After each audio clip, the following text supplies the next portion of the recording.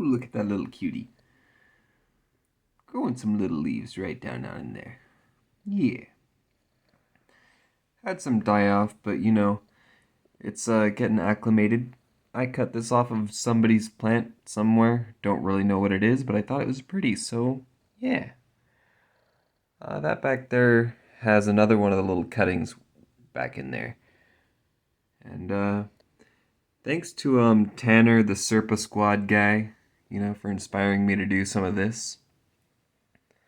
I was over at the hardware store getting some more stuff for the fountain here. Water comes out of the top here, flows down into this little basin, and goes down there. It's kind of cool. Maybe you'll see it.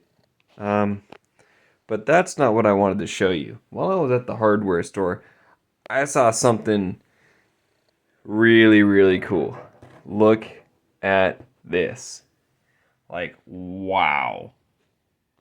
The leaves are like not leaves. They're it's a string of pearls. And I kind of cheated. This one's about to bloom, so I'm going to get some really nice stuff out of this one, hopefully. Going to hang it over in my kitchen so I can see it every morning and be like, yay. But yeah. Maybe I'll plant some in that.